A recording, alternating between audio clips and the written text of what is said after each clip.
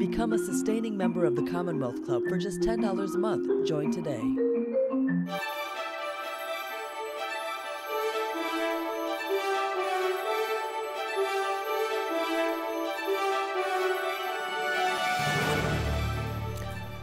Good evening, everyone. So good to see you here back at the club. I'm Colleen Wilcox, and I'm a member of the governing board of the Commonwealth Club, and I am absolutely delighted to be here to welcome all of you to this critical program on Poland at the border of Putin's war against Ukraine and the West. Thank you to all of you for joining us tonight, and it's great to see you back in San Francisco. I also want to thank the folks who are joining us online for our discussion with His Excellency, Marek Midjarowski. It's not that easy. Marek, he says it's easy. Magorowski. I think that's what I tried to say. Thank you so much. Marek Magorowski. He is the Ambassador Extraordinary and Plenary Potentiary of the Republic of Poland to the United States. I want to thank the Toby Philanthropies for helping us to arrange this extraordinary evening. I don't know how you did it, but I want to personally thank Ted and Diane for this wonderful opportunity and your support. Tonight we also have some very special guests that I'd like to introduce from the Polish Embassy in Washington, D.C. Welcome. And the Consulate in Los Angeles, and our special guest, the Ukraine Consul General in San Francisco, Dmytro Kuzneruk.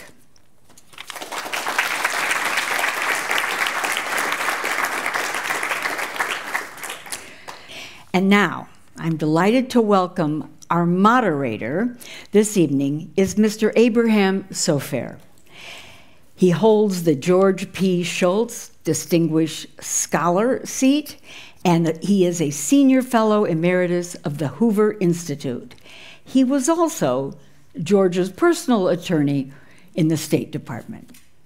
Judge Sofaer has had a distinguished career of public service in law and diplomacy. He's a veteran of the U.S. Air Force. He served as the U.S. District Judge for the Southern District of New York, which we hear so much about, and as the legal advisor to the U.S. State Department, and most recently at the Hoover Institute, where he focuses on international law, terrorism, diplomacy, and national security issues. We are honored to have him here this evening, so please join me in welcoming him as he introduces our honored guest.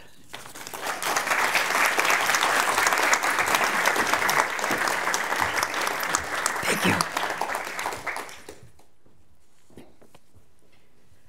you. Ladies and gentlemen, as you know, some 6 months ago, on February 24th, Russia launched an invasion into the sovereign territory of Ukraine.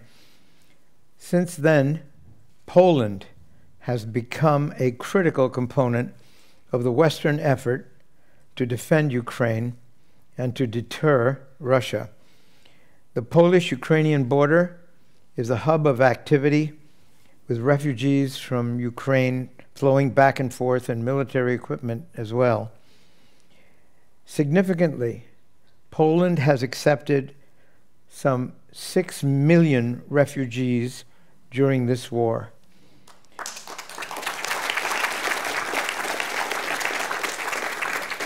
Poland has housed 2 million of those refugees without opening a single refugee camp. So, you can understand why we all agree that we are honored to welcome His Excellency Marek Magorowski, Ambassador Extraordinary and Plenipotentiary of the Republic of Poland, to the United States to discuss Poland's views and concerns regarding the war in Ukraine. Ambassador Magierowski was appointed to his post in Washington, D.C. in November 2021 after previously having served as Poland's ambassador to Israel, where he did a magnificent job, and as Poland's Undersecretary of State for Economic Cooperation with the American and Asians. So we are truly delighted and honored to have this wonderfully capable man representing his country, Poland. Ambassador.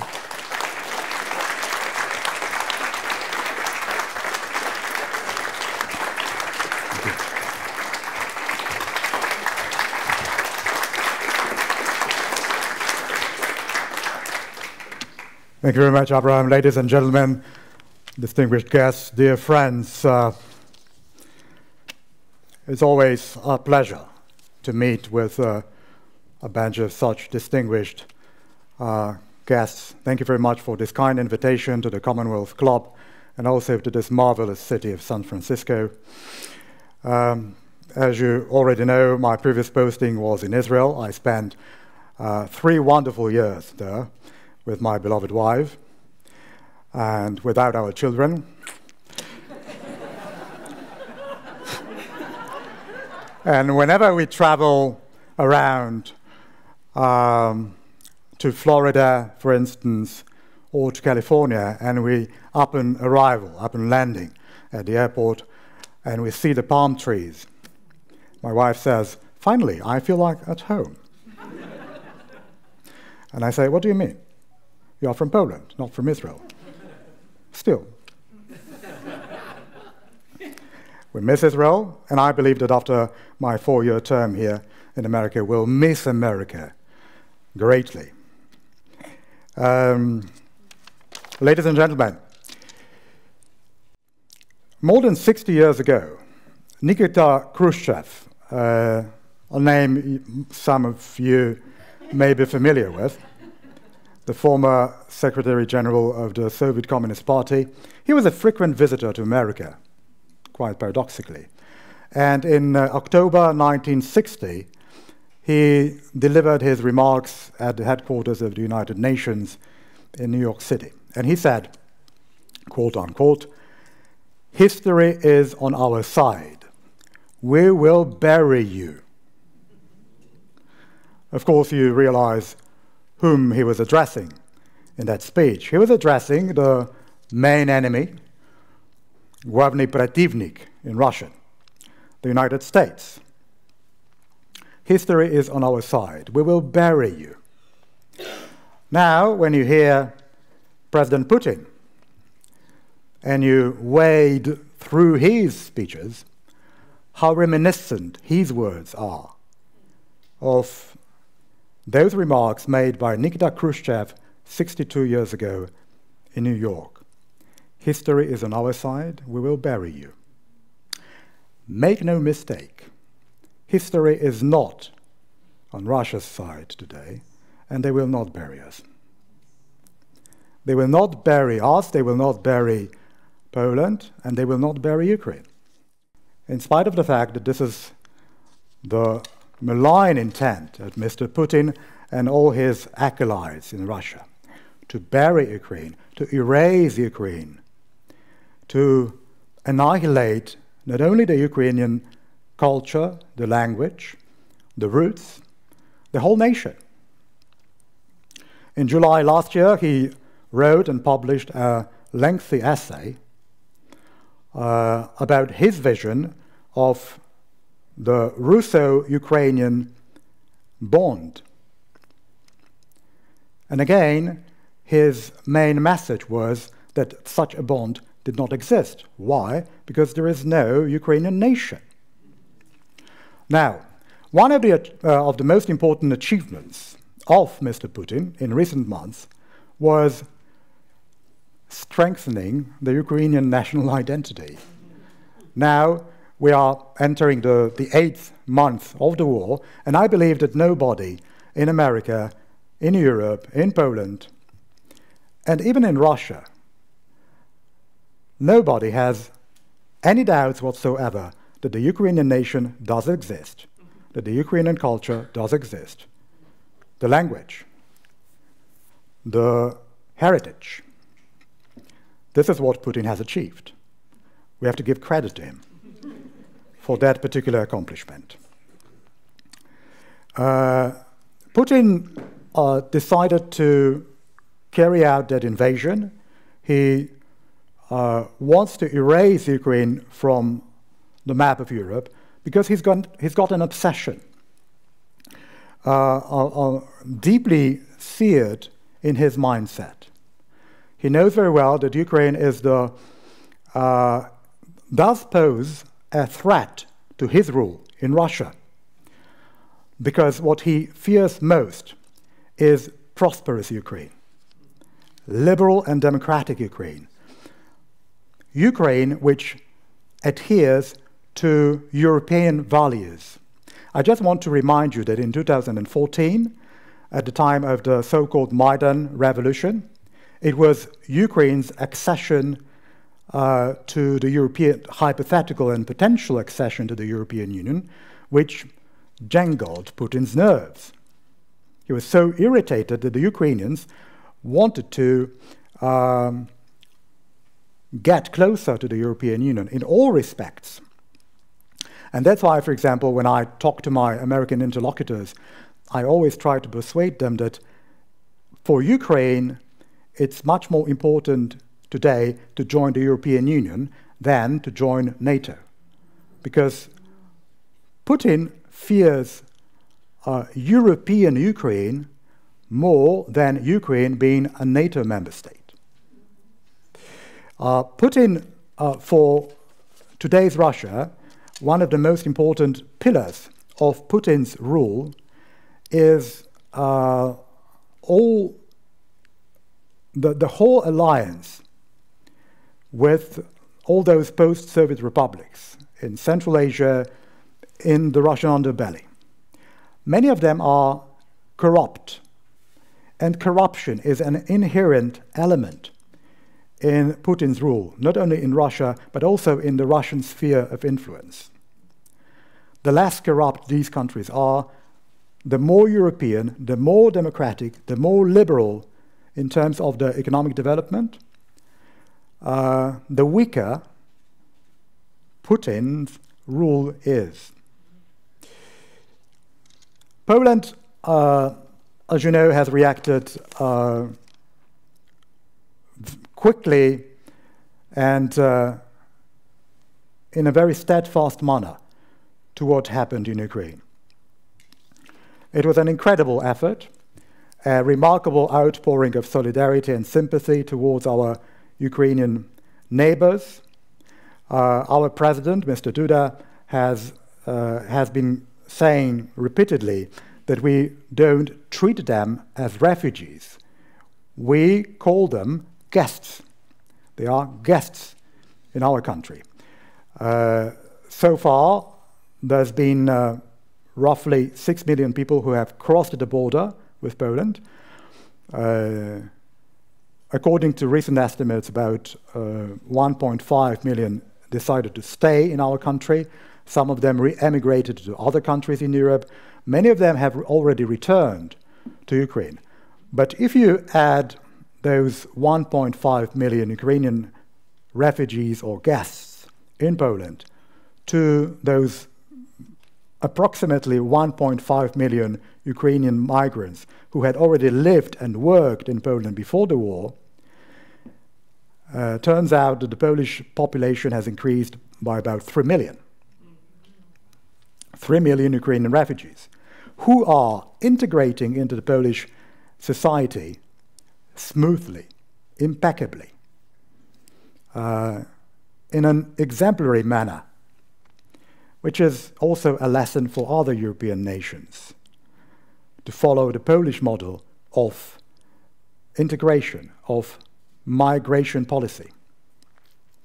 A few months ago, just after the beginning of the war, the Polish parliament passed a law which essentially facilitated the integration of Ukrainian refugees into the Polish labor market. They can now apply for Polish ID, which does not make them automatically Polish citizens. But with that ID, for instance, they can set up their own businesses, they can send their children to Polish schools, they are eligible for free healthcare, and they get a lot of other benefits, well, like Polish citizens. We have incorporated more than 200,000 Ukrainian children into the Polish schooling system. 400,000 Ukrainian refugees have received working permits, so they work legally in Poland. There has been a single racial incident in Poland. Nobody has ever assaulted anybody because someone spoke Ukrainian, or in Krakow, or in Warsaw, or in Poznan. No ethnic tensions. That's why I think that this is a momentous development in our bilateral history. As I said, an extraordinary outburst of solidarity. Solidarity is of paramount importance for us, not only as an empty term. For us, solidarity means much more than that, also because of our historical experiences. Now, it's not only about humanitarian assistance, it's also about military assistance. Just recently, we delivered, for example, more than 240 main battle tanks to Ukraine, self-propelled howitzers, which are doing an amazing job in the East right now, clobbering the Russian aggressors.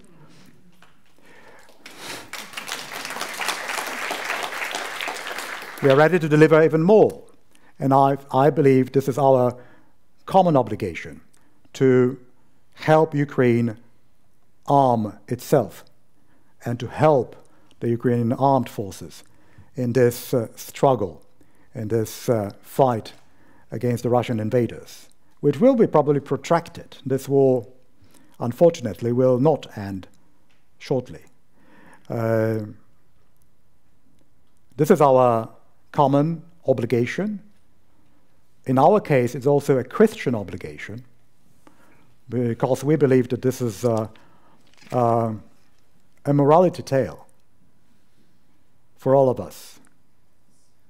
I had various discussions about this particular war, and we were asking ourselves, for example, among EU ambassadors in the United States, I have a vivid memory of one such discussion, whether this is a clash of civilizations. Samuel Huntington, as you know, published a book about a clash of civilizations. He referred to the clash between Christianity and Islam. Now, I believe that what is going on now in Ukraine is also a clash of cultures, especially when you think about that blatant disregard for human life and for human dignity on the part of the Russian aggressor.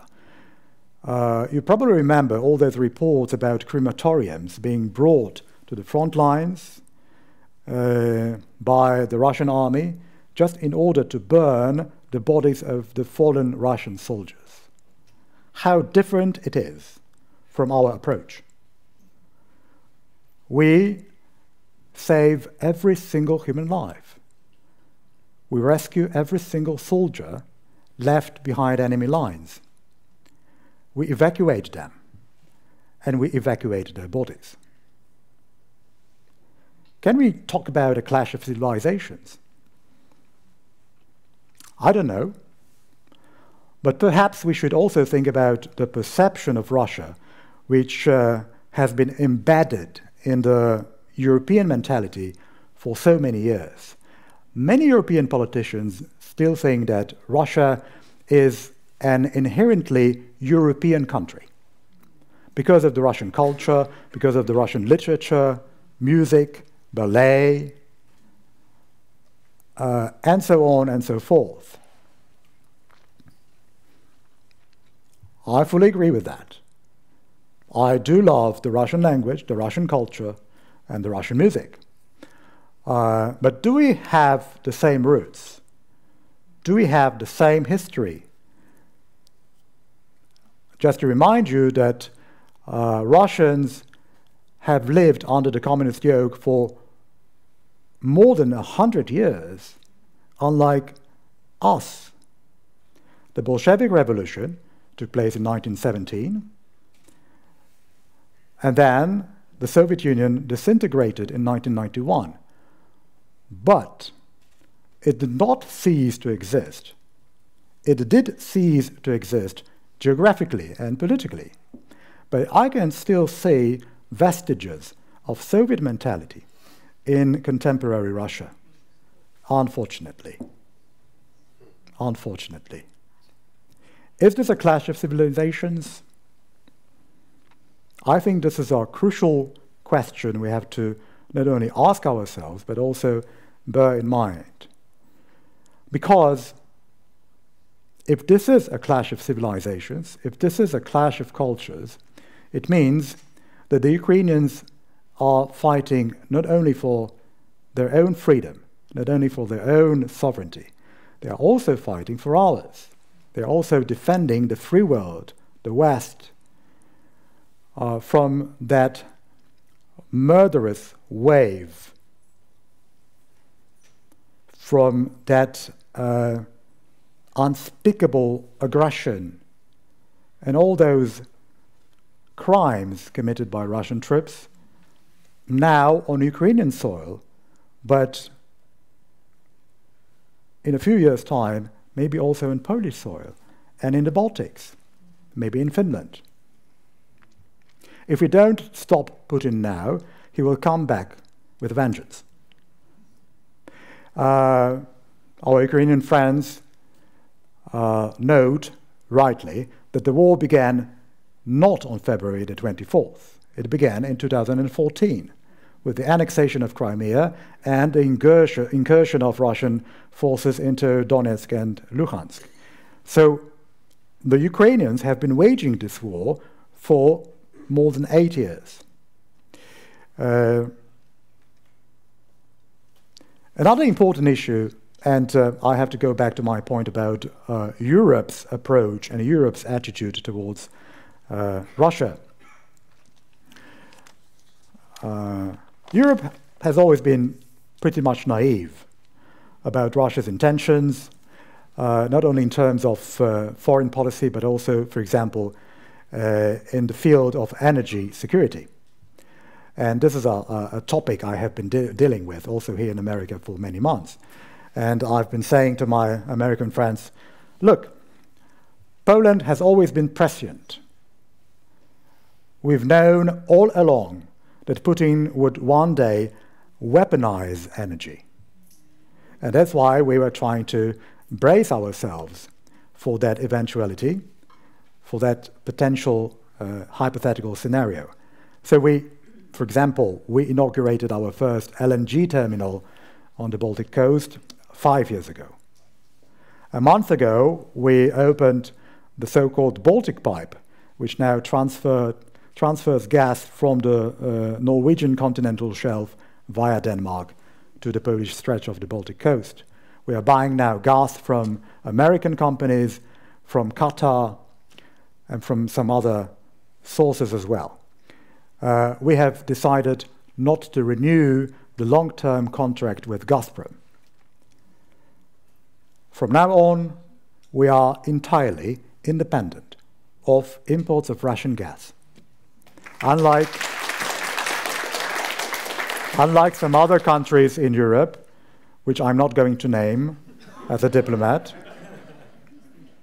But, you know, it's also a question of, I hope winter will not be as harsh as some predict. But it's a there is a German word which has also somehow been used also here in America, in English, in some other European languages, Schadenfreude. We don't feel Schadenfreude when we look at what is going on now in Germany, and all those German politicians, it's really hilarious. All those German politicians are so worried that German citizens will have to lower the temperatures in their swimming pools during the upcoming winter by 1 degree Celsius. It's also the question of resilience. We are not as resilient as Russians. And that's why the final outcome of that confrontation, not only the war in Ukraine, but of that confrontation between the free world and Russia, is not so clear. To what extent can we be resilient in the face of this energy crisis, for example? I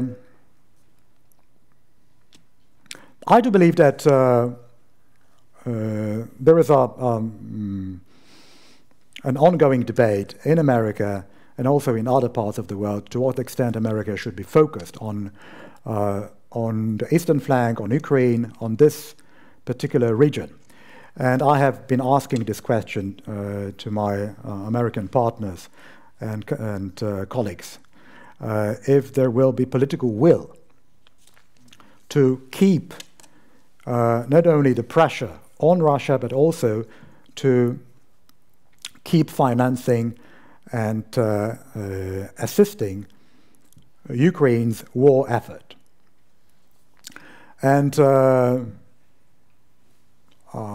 many people tell me, rest assured that we are not going to relent.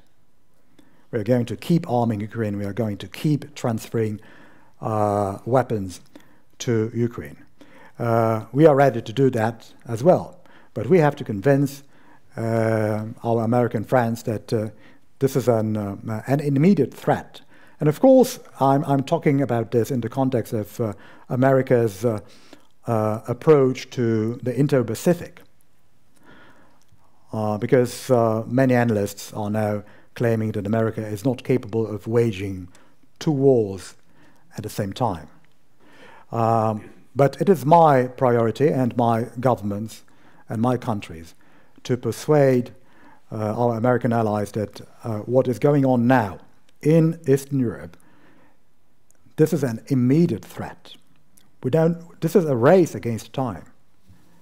That's why we have to strengthen the eastern flank, and Poland is also arming itself.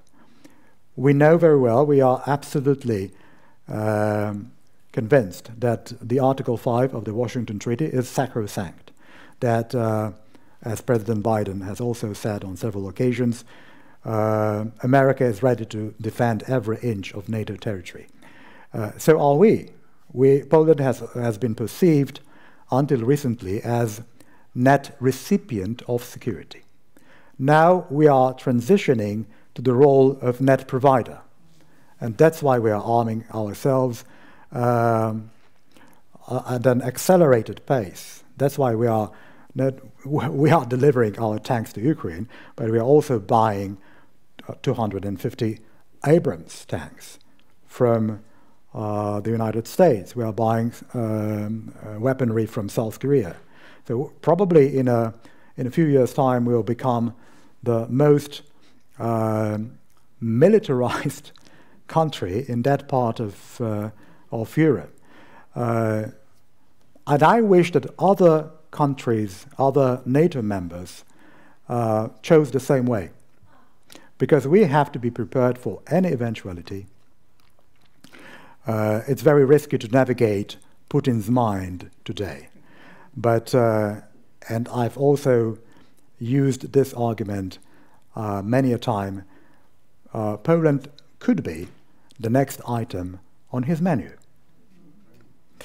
I hope it won't happen. I still believe that he won't dare carry out a special military operation against one of NATO member states, but we have to be vigilant, and we have to stave off this threat preemptively. And that's why we count on our American friends, because we do believe that America has always been, is, and will remain our most steadfast ally. Thank you very much.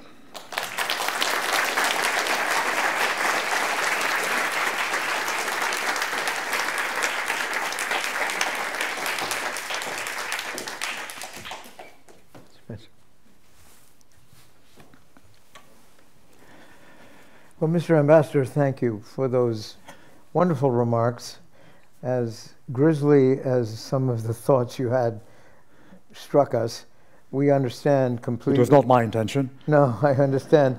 But we understand how you feel and the consequences of failure in Ukraine are very real for you. Yeah, very real, and this war is very real for us. And I'll tell you an anecdote, a little bit grisly as well. When there was an attack, a missile strike against one of the Ukrainian bases on the Ukrainian side of the border, but very near the Polish border, just about, I believe, 10 miles. Polish citizens who live on the Polish side of the border not only heard the blast, but the windows in their houses were rattling. So it was the physical experience, of course, not as ominous and as bloody as what we witnessed in Bucha or Irpin and in other cities and villages in Ukraine. But we feel that war also physically to a certain extent. I'm not surprised. And you used a word, solidarity, that was particularly important to me in my experience with George Shultz and Ronald Reagan in the late 80s, when we watched a great pope and Lech Walesa lead your country to freedom. So I think it's a particularly... We always add Margaret Thatcher to that group. Yeah, I don't mind that at all. But I think the notion that we are in a period of solidarity with Ukraine is exactly the right idea. Thank you. Thank you for that. Tell me, Mr. Ambassador, what could the United States do other than what you've said about staying true to the cause? What could we do to help Poland and to help Ukraine? First of all, let me express my gratitude for American leadership in this conflict. Without American leadership, I can't imagine that we would be cooperating so strictly and so tightly. When I mentioned Putin's achievements, it's not only about strengthening the Ukrainian national identity, but he has also reinvigorated NATO. He has reinforced the European Union. He has enlarged NATO by himself, yes, by the way, with Sweden and Finland about to join this organization. Again, we have to give him the credit. But the American leadership is of paramount importance, particularly in these difficult times. If you ask me what America should be doing right now and in the future, I think America is doing the right thing right now, approving subsequent packages of military assistance to Ukraine. And the question is, of course, whether we fulfill all the needs in terms of our military help, military aid of our Ukrainian brothers. The question is, to what extent should we allow, for example, the Ukrainian armed forces to use long-range missile launchers, attacking Russian territory? The position of the Polish government has always been very clear. We don't think that it would be too escalatory to win this war. And I had a friendly and a very insightful chat with one of American admirals just yesterday, and he was asking me an open question. How successful can President Zelensky be in this war to become a little bit too successful? And there is that persistent question about what Putin would do if he finally felt encircled, if he feels that like a caged animal, a cornered rat. Of course, we have heard so many nuclear threats coming out of the Kremlin. You're preempting my second question. Yeah, and we're all thinking. this of is of course a serious dilemma. But again, I believe, and this is not only my personal opinion, but I think that the Polish government has also expressed that view on multiple occasions. We have to help Ukraine win this war at any cost. That's breathtaking in the context of nuclear weapons. And we, all of us, feel exactly as you do on the merits, I'm sure. But nonetheless, how real is the fear, do you think, that nuclear weapons, tactical nuclear weapons, some of which are far less damaging, they involve far less power than even Hiroshima and Nagasaki. So the fear is that Putin will feel that he can use 1/20th, let's say, of the power, of the force, with a nuclear device and get away with it. He has already got away with many nasty things he has done in the past. I am maybe not terribly optimistic, but slightly optimistic about what he would choose to do if he feels that he is losing this war. I don't think that it would be of great political and military benefit for him to use even low-yield tactical nuclear weapons on the battleground in Ukraine. Also because we have never used nuclear, I mean humankind, the mankind, has never used a low-yield nuclear warhead. So we know what the effects, what the impact of these two bombings in Japan was in 1945, but we don't know what would be the impact of a nuclear strike with a low-yield warhead, especially on the battlefield, not dropping a bomb on an urban center, for example, on a city in Ukraine, but on the front line. And I do believe that Putin is making this calculus right now, and this calculus is not very positive for him. So, as I said, I'm optimistic that he will not dare use the nuclear bomb. Also because, he's losing allies right now. He's losing allies. And I'm talking about some of those post-Soviet republics like Kazakhstan, Armenia, and many others. If he does choose to use a nuclear bomb, he will probably lose also China. He will also lose India. Now it's a very tricky game for these countries because they are their position is very blurry in terms of criticizing or endorsing Putin's war in Ukraine. In case of a nuclear conflagration, I think it would be politically suicidal for Putin. By the way, yes. I hope your reliance on his capacity to reason is well stated. As I said, I am not a Putinologist. Yeah.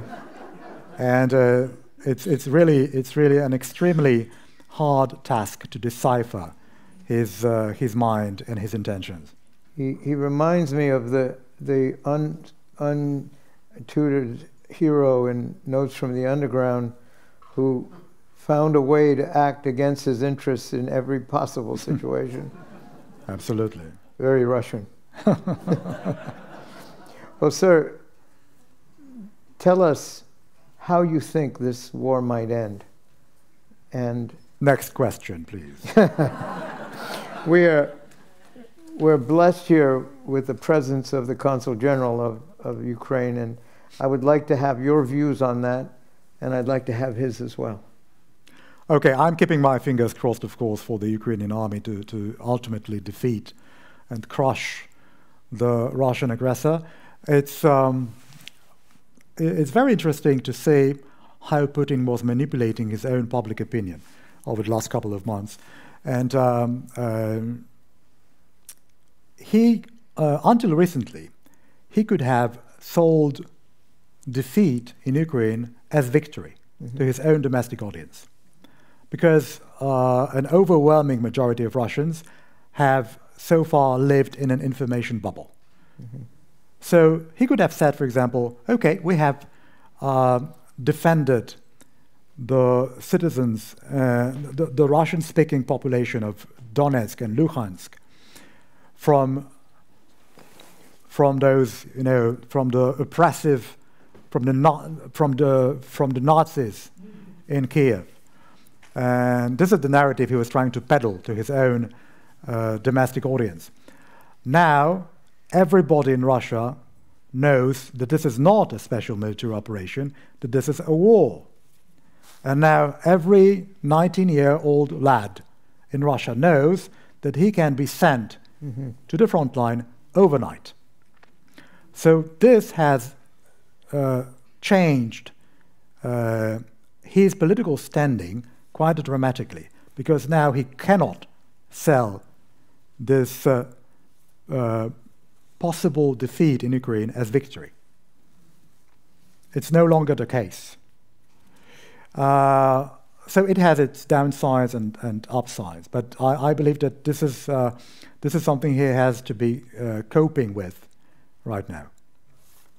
And you think that would force the war to an end that's really an end? He will have to definitive conclusion. He will have to find a way to. There has been some proposals on the part of some European politicians to offer Putin an off-ramp, and I've seen some memes on Twitter and on other social platforms arguing that the only off-ramp for Putin would be the Kerch Bridge, which connects Russia proper with Crimea, living Crimea and living Ukraine forever. This is the off-ramp we should offer President Putin. I don't know how this war will end.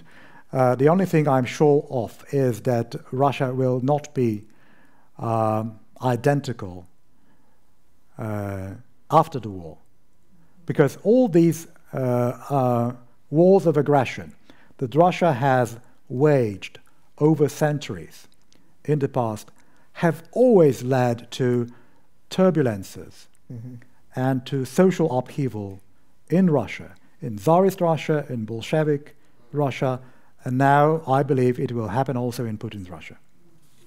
Thank you. Mr. Consul General, we would greatly appreciate your reactions. Thank you.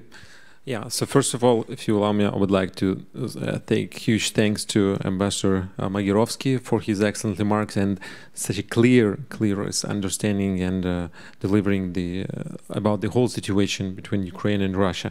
And I would like to again use this opportunity to thank Poland for the enormous help, enormous support, and all Ukrainians appreciate that very, very much. Just on a human level, it's a huge help to our refugees who are called guests.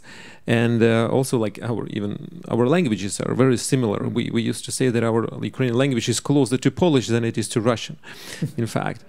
And of course, the alliance between Ukraine and Poland probably is now the strongest in Europe. And if we combine our armies, it definitely would be the most powerful army in Europe. And that's true. And actually, as Ambassador mentioned, Poland is the biggest supplier of tanks, battle tanks to Ukraine among all the countries in the world. And probably after Russia, because we managed to capture even more tanks from Russia. That's true. But so how the war should end, probably. So Ukraine has been recently quite successful in counter-offensives, in the Kharkiv region, in the south, and even now in Donetsk. region and Lugansk, which Russia and Putin already announced their all territory, right? So, and Russia now announced this general mobilization, trying to mobilize 300,000 people, probably close to 1 million, what they try to do. But this will not make a huge change, because those people don't know what they're fighting for, what they are being sent to fight for. And Ukrainians, of course, are fighting for freedom in our country and in the whole Europe. And that is a huge difference. And now Putin tries to intimidate Ukraine, tries to intimidate the Europe and the whole world with nuke and with some other threats, and Ukrainians are not afraid. And what our president is always saying, we want the world also not to be afraid of that. We all take it very seriously, of course, but we should not be afraid. And as President Zelensky again says, that NATO should not wait for Putin to make a move. NATO should make a preventive pressure. So for him to show what the consequences would be if he ever tries to do it. And the more we do together now to cooperate and to put more pressure on Putin, the more safer the winter would be in Europe. And as President Zelensky said, there is no negotiation right now possible for us with Putin. We're waiting for a new president of Russia to arrive. And after the war will be over, what's the end of the war for us? Of course, the liberation of all our territory, again, as Ambassador Magirovsky said, including Crimea. So Russian forces should be withdrawn from Ukraine. We don't want anything else. We don't want to do. Okay, I just will not say that about destruction of Russia. So just liberation of our territory. That's the end of the war. And now it seems really realistic in the future. Thank you very much. Thank you, Mr. Chancellor.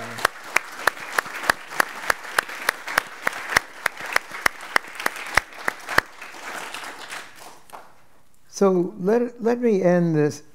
We don't have time for all the questions. I'm happy to say that some of the issues that we've got like 30 came up really with some of these brilliant questions. But I will pursue one of them with you, Mr. Ambassador, because I've read about you and I've heard you speak on Twitter, of course.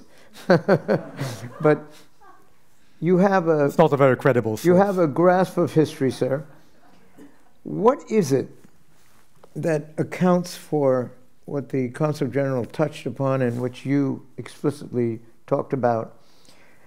What is it that led us to fail to react in 2014 to the invasion and conquering of Crimea? As I said a few minutes ago, there are so many European politicians who still believe that Russia may one day become as European as France, as liberal as Poland, as democratic as the United States, as civilized as the free world. There was that hope, which was not entirely, wrong. Because I do believe that Russia will one day become more democratic and more prosperous and friendlier towards its neighbors.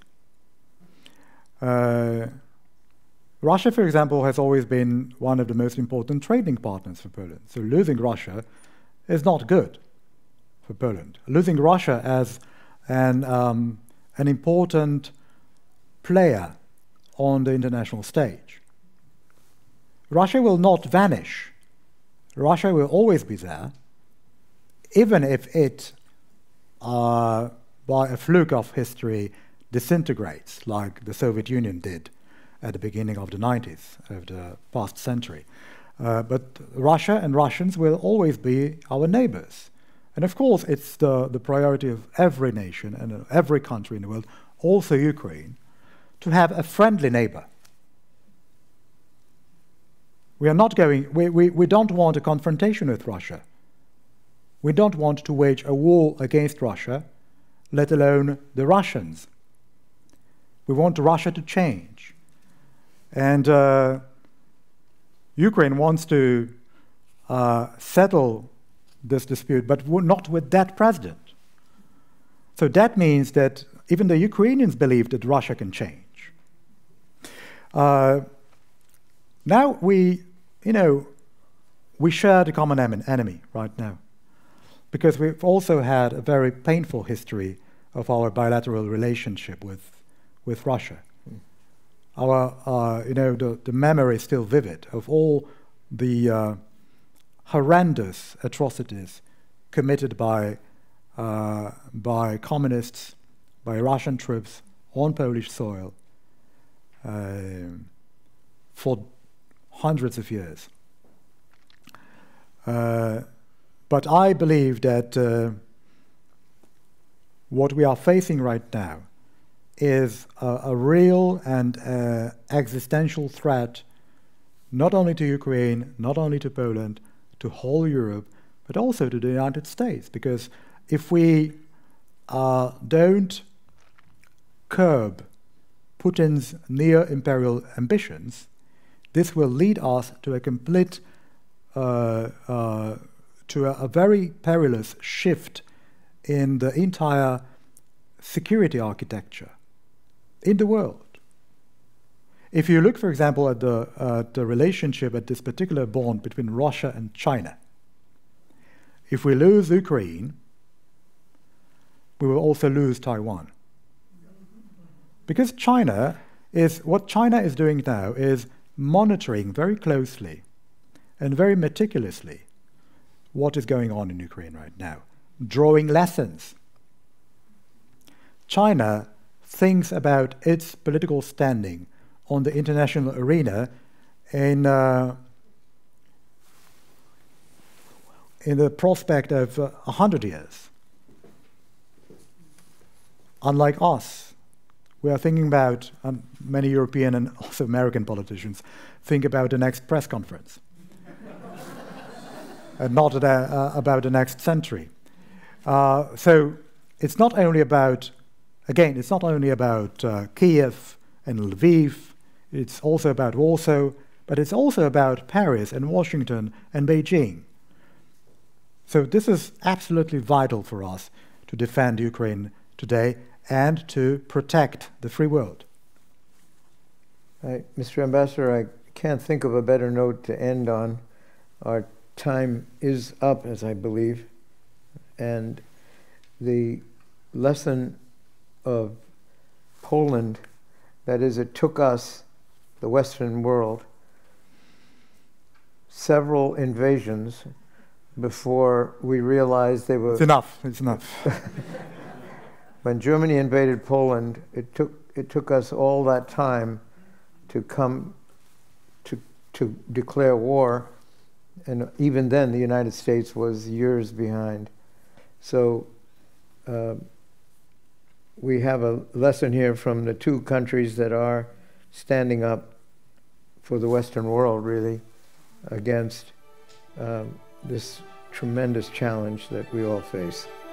Thank you, Mr. Ambassador. Thank you very much. My pleasure.